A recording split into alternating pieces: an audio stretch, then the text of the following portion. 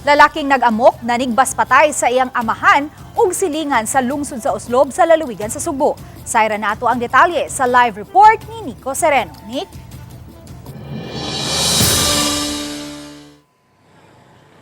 Yes, Mike, kini maong suspect gitumbok nga responsable sa pagpatay sa iyang kaugalingong amahan nga nag-edad og 70 anyos, ingon man sa silingang lalaki niini nga nag-edad og 75 anyos.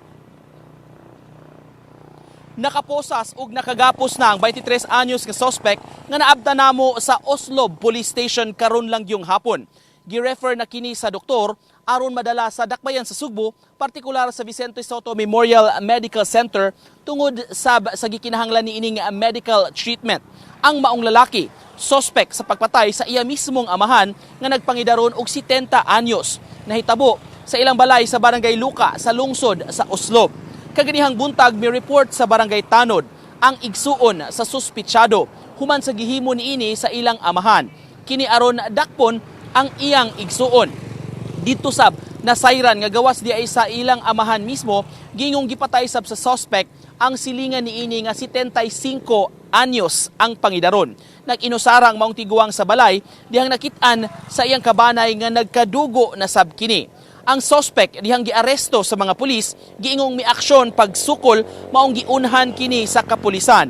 Gitan-aw pa ang posibleng motibo sa maong krimen apan usasab sa buot ipasusi sa kapulisan kining kondisyon gyud mismo sa suspitsado. Kay matud sa mga pulis, gingong duna kuno kini kaugalingon nga tinuuhan og mga practices nga gihimo sab kaniadto. Sama matud pa sa gingong pagpatay og hayop nagsilbing alay kuno kini niya.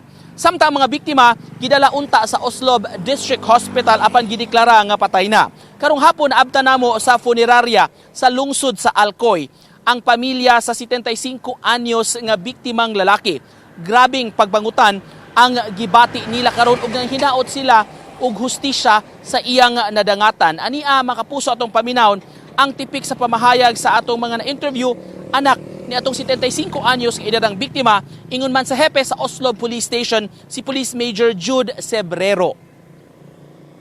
Nakita naman natin, haya na lang gid siya nga sa mga kadiri.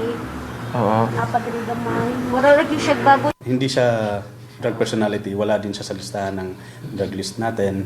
Talagang ganito lang talaga ang background niya. Talagang kumbaga umaatake yung problema niya sa pag-iisip. And yun talaga yung sinasabi niya kasi sa atin is meron siyang paniniwala na may nagdidikta sa kanya. Ano yung dito? Parang bumubulong sa kanya. May bumubulong sa kanya, sa kanyang isipan at to do this.